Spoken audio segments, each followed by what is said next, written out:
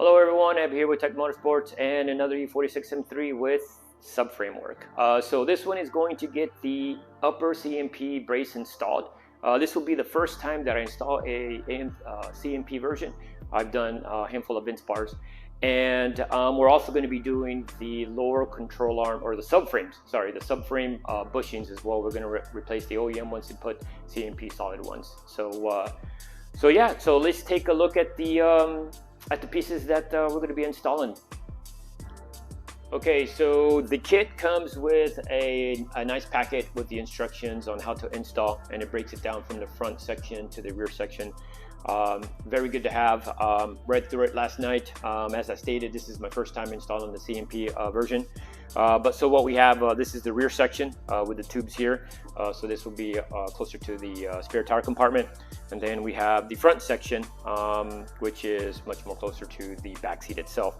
So as you can see, there's a little bit more pieces that I've been used to installing, but it's just, to be honest with you, it's just going to be more of a process of welding, grinding down, and to get it all nice and smooth. There are certain areas that you have to grind down to get a nice smooth surface before you apply the next item. So that's never fun. But then we have here the solid bushings. We're going to go ahead and drop the subframe and just install the bushings. And that's pretty much it. Everything else underneath has technically been done in the past as well. So it's just a matter of finishing what was started years ago. So no more waiting, let's get to it. All right, so went ahead and already removed the remainder of the interior. I got the back seats out on this car because it has race seats. The Recaros, I had to remove the driver's seat and get that out of the way, so that way it's easy for me to get in and out when I start installing the front section. So yeah, so I got pretty much everything out that needs to be out. Some of the wires moved out of the way. And the next step, what's going to happen is I'm going to go ahead and measure back. There are some spot welds that have to be removed all the way in the back. So I'm going to go ahead and heat my that strip up and just fold it over and use a putty knife to be able to get it off. So I got a little blowtorch, so I'm going to do that, and then it's a little messy from right there, but yeah, hopefully it won't mess up my cutting tool, but I got to cut that section out. So yeah, let me get the rest of my tools.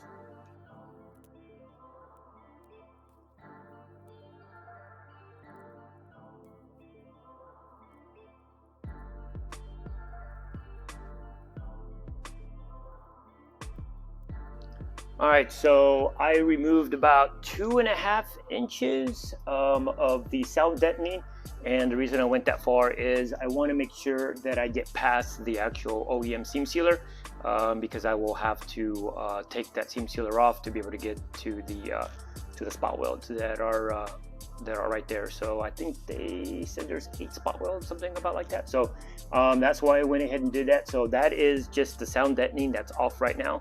So now I got to scrape off the actual seam sealer to be able to get to those spot welds. So what I'm going to do in the interim, I'm going to go to the next step real quick. I will go ahead and get that done real quick, and then underneath, what I'm going to end up doing is the subframe is going to come out, but I'm going to leave the subframe intact for right now. I have to drill the hole from underneath through this section here and here, which is going to be the pilot hole for the hole saw, which is for that for the tubular. So I'll go ahead get going with that.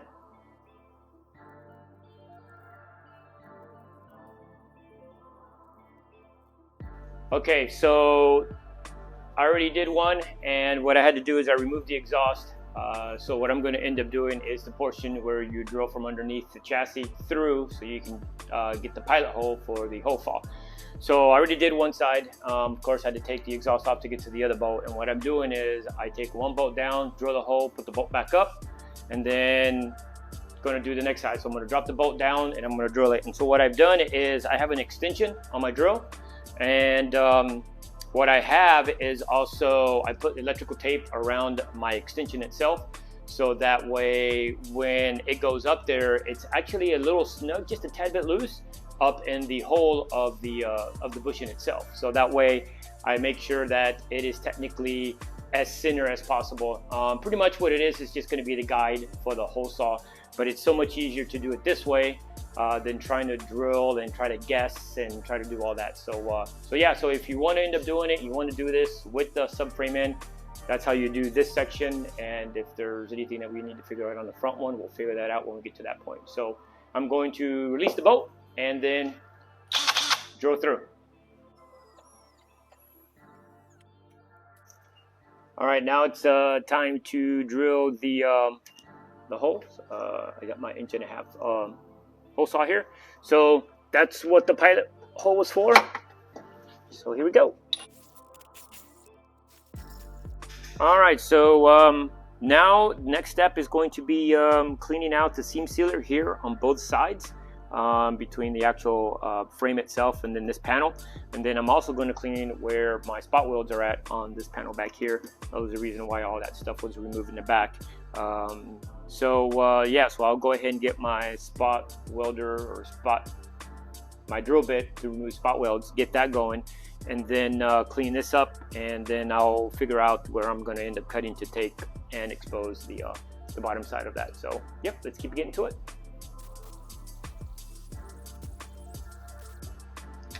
All right, so it's time for the spot welds removal. So what I've got is I got my punch, and I also have the my spot welder remover tool. But what keeps happening is, you know, technically you use this, and then you could use this, and then it'll end up being okay. Not so much. It still walks on you. So what I end up doing is I use the punch just to get it center, and then I use a smaller drill bit. This is a 5/64, so you could use I think the next step up is a 3/32, just enough to where this will not walk, because it is a pain in the butt sometimes when it does walk, and then when you don't want it to walk and ruin the paint somewhere else, it does. So that's the procedure that I'm going to end up using. Like I stated, I'm going to take those off, and once I get that done, I'll start cutting the lower section.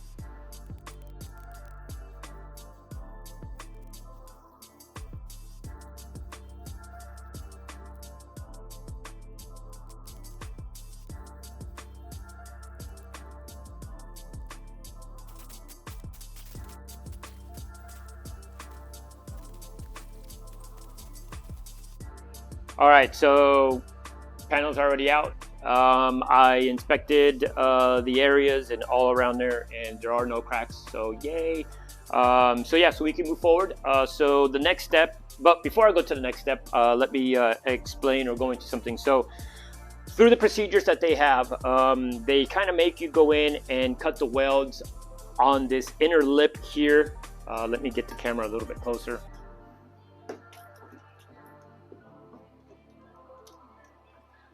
On this lip here, let's see if it makes it better with some light. There you go. So they make you do away with the weld so you can take this section out. But the thing is, you technically need to weld this piece in at one point. So I don't know why they would make you do that if you could just go in and just cut it straight down, so that you can just go ahead and skip a step and just get this in here. Because right now this cannot go in there, and this needs to be flush with this panel right here. So what I'm going to end up doing is kind of just like the Vince bar. I will cut all along here and all the way down, get rid of that on both sides, and then once I'm cutting this, I'm going to go ahead and cut into these right here. This is what they call the T. So this will be cut so we could weld it, because they need to be flattened down and then smooth so that the plate on both ends, so that the plate sits flush when we start welding everything in place. So I'm going to go ahead and cut this, get these done. What I'm going to do at the end of these, when I cut them, I'm going to put just a little bit bigger of a drill. That way that yeah, just to play it safe, that's what I normally end up doing. That way there is no way that even a die grinder cut will become a crack. So I'm going to go ahead and do that, and yeah, and probably in the interim, depending on how foggy I feel, I might go ahead and start grinding and cleaning all these surfaces up, so that way I could go ahead and apply my my weld through primer as well. So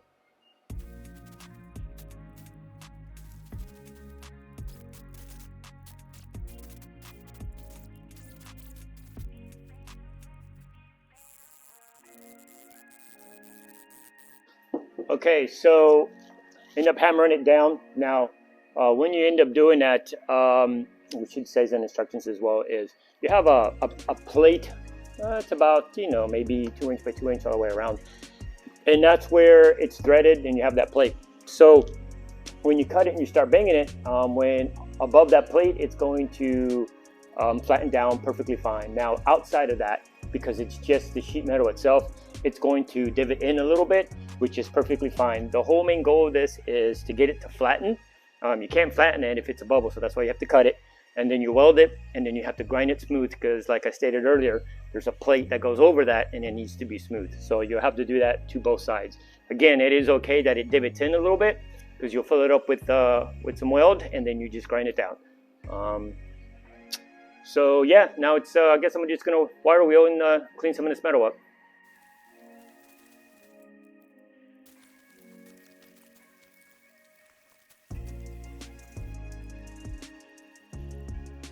Okay, so I grinded most of that down. What I also ended up doing was on the T section, I also grinded down the OEM welds because again, once everything is all done and welded and grind, I have to grind all that down. Again, it has to be smooth. So yeah, so now there's a couple other areas where I couldn't get to with a big grinder, so I'm going to go ahead and get my little small wire wheel and clean that up, and then break out the welder and start welding these right here. What I'm going to go through is I'm going to go through one more time and go over them. That way I have a little bit of a dip, because by the time you cut it and make them down, that gap that you just cut from the die grinder itself, the cutting wheel, kind of shrinks in, and there's not much of a gap. So I want to open it up just a tad bit. That way I make sure when I weld it, it's a nice good contact and all the way through. So yep, just keep plugging away. Okay, so to get this plate, like I was saying earlier, you have to cut that lip that in an earlier step told you to leave and just cut the welds out. So so yeah, that's a step that could be skipped. That's a step that could be skipped. There we go. So so yeah, she's all smooth. So she goes down in there nice and flat, and that's where she's supposed to lay. So per the instructions, it's going to be tack welding and then plugging these holes up. But still, I'm still going to end up doing this, but I also need to go into the other side, and I want to get that pretty much ready and prepped and grind it down, so that way the that end plate fits on the passenger side. So I'll get to that. All right, to clear this plate for the passenger side, it was a little bit more work than I had to do. As you can see, I brought out my file, and at one point I had to go down further and I couldn't reach it, so I had to break out my trusty little Dremel / little carbon bit and sucker eat it right on up and smooth it out. Now this is now this fits flush as possible. So so great. So now that these are done, now I can go in and start welding those sections and grind that smooth, and then like always, throw some weld through primer on everything that I do, and yeah, we'll just keep plugging away. Oh, so I would like to also add that sometimes you'll see me vacuuming. I do it for two reasons: A, to keep it the stuff clean, and because I wear you know, short sleeves pretty much most of the time, it's better to have it kind of clean. So just in case I rest my elbow or my forearm, I'm not getting all that metal shavings embedded into my arms. But yes, I know. Should be wearing a long sleeve shirt. I do have them in my closet. So, yep, I'll save those for the welding time. So, so yeah, so let's keep plugging away. Okay, so now it's time to weld the T-marks. So I'm gonna start doing that, or the T-shape section that we end up hammering down. So I'm gonna go ahead and get that welded up, and yeah, oh, and I got my long sleeve shirt. So okay, let's get to it.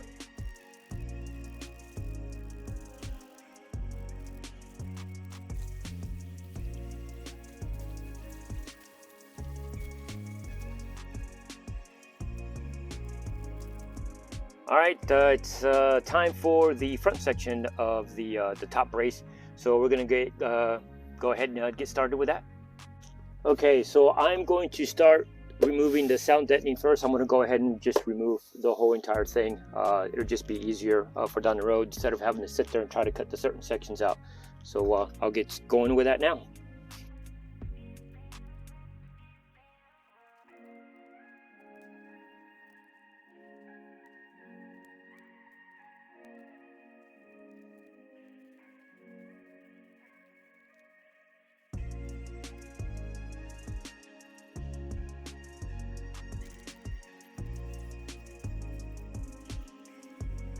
Look at it, she's so fresh, she's so clean. Came out pretty good. A little bit of mineral spirits, dirty mineral spirits, but still mineral spirits. And what it does, it breaks it down a little bit. You just keep rubbing it with a little brush. You let it set for a tad bit, and it'll just soften it up to where you start rubbing it and it'll come off. Needs a little bit of specks behind here and there, you know, the hard stuff, but overall, I mean, 99% cleaner than what it was before. So let's keep plugging away. Okay, so I removed all the seam sealer here. I was going little by little, and finally I was like, I just decided to take it all off. I'll put some more seam sealer on there anyways, but you can see this is where my holes go. It'll rest. Once you get it, all the seam sealer, it's going to set there and rest right where it needs to be. And there she goes. You can see where my marking's there. So that is nicely flush. So yeah, I'm going on to the next step. All right, guys, so here we go with trying to cut these out.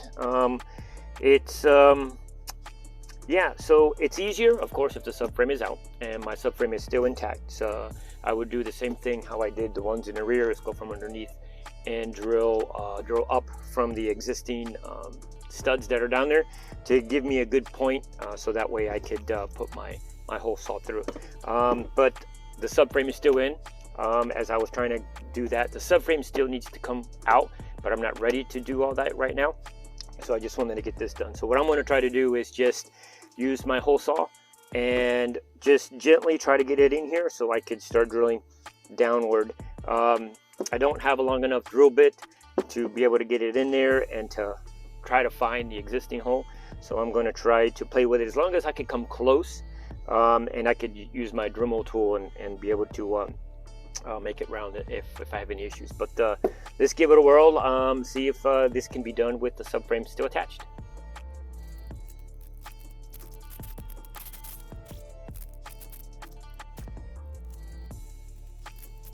Okay, so I got my drill bit. I kind of had, done a handful of these to where I kind of knew exactly where the bolt was going to go, and where the bolt goes through. And the bolt that I'm talking about is the chassis one, which looks like this. So this is the reason why I can't go underneath and try to take this out, because I have to drop the subframe to be able to get this one down.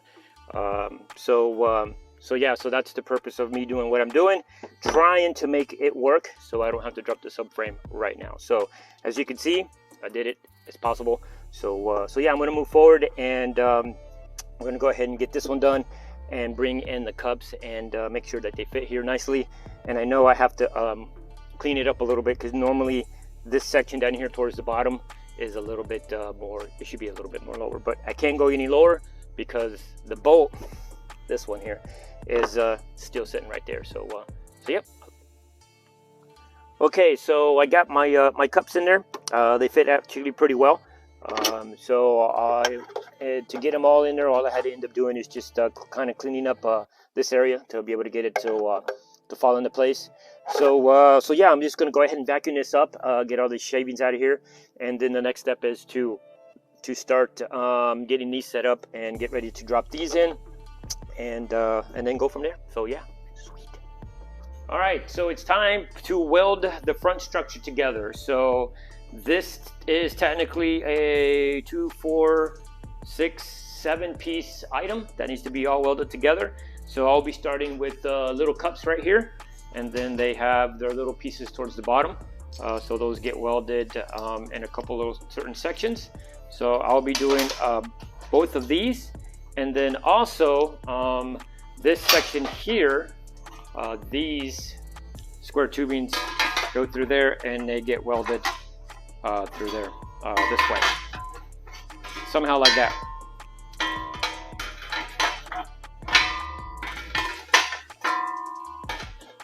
it goes on this side, just like that. So yeah, so this will go welded there. So I have to weld the front and then the back side. So yeah, so once I get all this together, this will be these will be one piece, and then these will be the other ones, and then we'll start getting those pretty much tack welded into the car. All right, so on the square tubing, I went ahead and cleaned up the areas where I'm going to be welding. Same thing with the front plate. So I'm just situating the thing here on my welding table, and using this as kind of like leverage, just to keep it in place, but mainly more keeping an eye on the slots here and how it meets there, so I can tack weld this. So I'm going to tack weld this section and then this section, and then kind of do like a test fit on the car, just to make sure there's nothing out of the ordinary. So yeah, so everything looks good on this one, and then I'll worry about that one here shortly.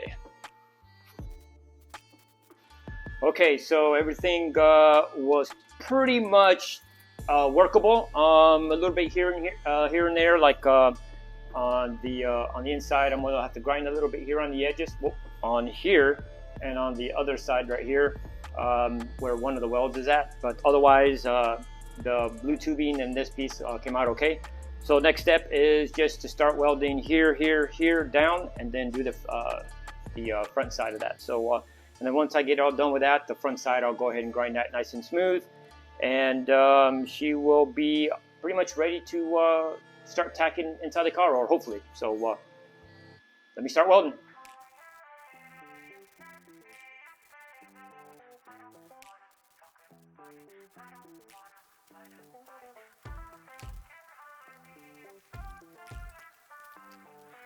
Okay, so what I end up having to do with the actual structure itself, I end up marking the areas, but I had to grind and give myself just a little bit more room right around where this weld is at, on the actual section itself. And what I ended up doing is outlining all the areas where I was going to end up technically cleaning, so I could stitch weld and plug weld. And the same thing right here with this section. I had to grind that a little bit down just to get it to get nice, and it's a nice tight fit, so that way that the back leg structures, the blue tubes, will connect really good on that tubing. So yeah, so the next step, what I'm going to end up doing is just grinding, cleaning those areas off where I'm going to be stitch welding, and then I am going to install the weld through primer on both the component and the actual chassis itself, on both of those. So yep. All right, so there I go. I got pretty much all the areas where my tack welds and spot welds are going to go in. And so what I'm going to do now is go ahead and spray my weld through primer and get that ball rolling. And then also going to do this back section back here and get that all pretty much prepped and ready for some welding.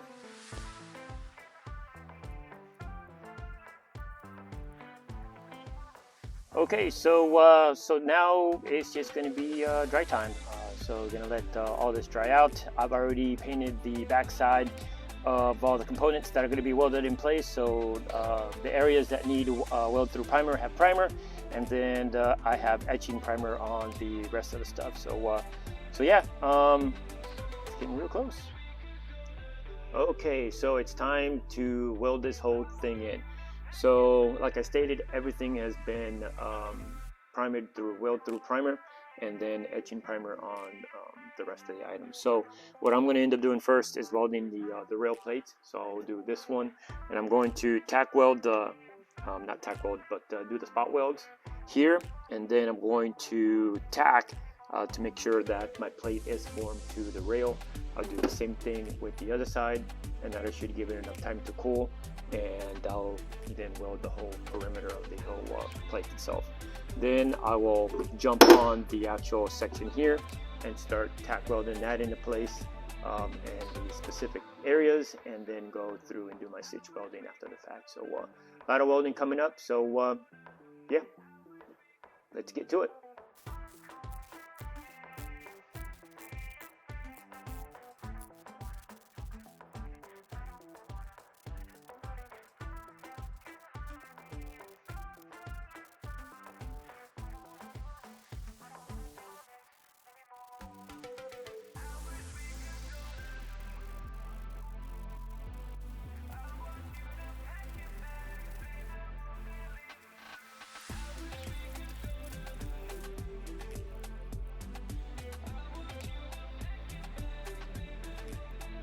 Okay, so after doing the plates, getting those welded, and doing the bottom section, getting that all stitch welded, went ahead and got that all primered and with weld through and etching primer. The pieces here and in the front, all those pieces have already been sprayed where I won't be able to spray it after the fact. So everything should be completely sprayed and primered. So I'm going to go a little bit off script. What I'm going to do is I'm going to tack weld the front section on first, just to give me an idea, so that way I can position this square tubing here and then position my tubes and then tack weld my tubes into place, and then pick up where the instructions are at for the tubes. So that's how I'm going to end up doing it. So let's get started with that.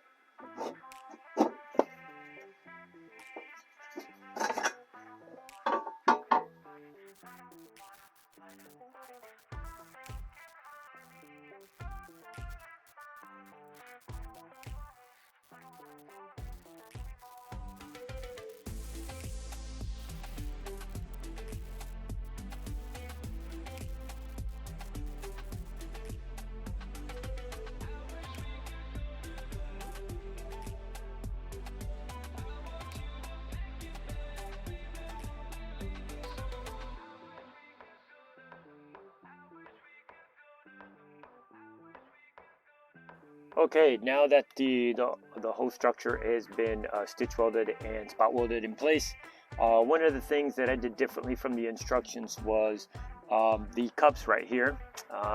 The cups were technically supposed to be welded at the beginning of all this, because I ended up tack welding this in place just to make sure that the front beam up here with the tubes would be in the right position.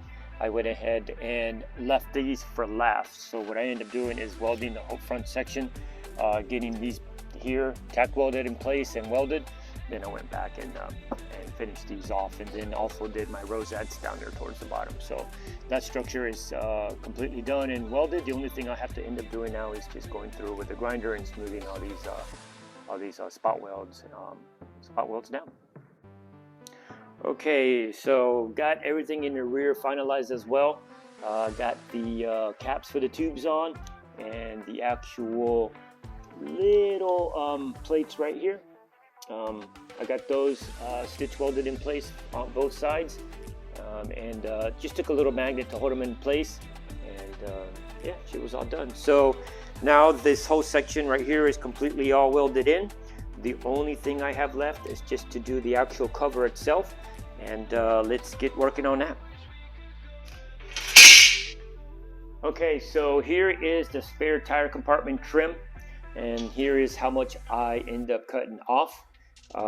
So if you could see the whole piece together, what I end up doing is I took the center of the actual hole saw that I drilled on both ends, and I just marked my line all the way across, and I already knew that it was going to be close right here and on each side, and then I just followed the curve of the actual tire, the spare tire, the trim itself. And what I ended up doing is I allowed myself about 5 mil, like what the instructions 5 mil says to do, which is 1/4 inch. But what I ended up doing is I took the measurement from the beam itself, from the blue beam, and measured in to here, and it was 30 mil, which was 1.25 inches. So what I ended up doing is I put my straight edge all the way across in the center of the actual hole saws that I drilled, and then I held it in place, and I measured from here to the edge 1.25 inches to 30 mil, and that's when I marked it. And what I ended up doing, I just traced it all the way around, and gave myself about 1/4 inch, 5 mil, to grind down and just do a fitment as I would grind down, go put it back on there, see where it's hitting, grind that down, and then I was able to get this finished product here. So so now my next step is just to go ahead and get that tack welded into place, But I also want to touch base on something else. So let's look into what I came across after getting to this point, which I kind of knew it was going to happen. But let's talk about it. Okay, so where I got my measurement from was right here. All I did was just pick the center point of the beam and did my measurement from the back side of this and then to where the beam is at, because technically that's about half of where the actual tube is. And so when I did that, I got my 1 1/8, 30, close to right at 30 mil, and that's where I end up getting my marking on the actual trim itself to figure out exactly, you know, where to cut so I don't cut in too far. So all right, here's the other section we're going to go over. So if you really pay attention to this, you can see where I tack welded another piece on there, and you can see there's a section missing there, and rotated to the other side. And the same thing with this side. You can see where I spot welded my other section. Here's the piece in the back. And the reason for this, and this is where it gets a little bit more into the piece or the actual plate that I got for the chassis rail. So originally the kit comes with a different chassis rail. It was changed or upgraded, let's just say. So some of the instructions told you to go in and remove the spot weld or the weld for the factory welds in the section here and then here. Well, if you did that, you're going to technically remove and have an actual small, about of 1/4 of an inch of metal on that rail itself. So if you get the newer plate, which is just a straight plate, and you weld that into place, you physically have to cut that off. So when you cut that off, you're going to leave yourself with very little space, or it's going to be too much of a gap between here and that actual plate on the rails. So if you are doing this, and hopefully you've watched the whole video, I'll try to make a comment to watch the whole entire video before you actually do this, is if you do have the new plates, which are just, they're completely flat for the chassis rail, you want to cut on the actual, just cut everything smooth so that you retain this whole side. Otherwise, you'll have to do what I ended up doing, was just adding material, so that way there's not a big gap between the actual, this panel here, and then the side rail. So I had to do that, but thank goodness for the extra spare piece, I was able to go ahead and do that. So yeah, so at this point she fits nice and snug, so I'm going to go ahead and get ready to put her in place and start tacking her in place and finalizing her home.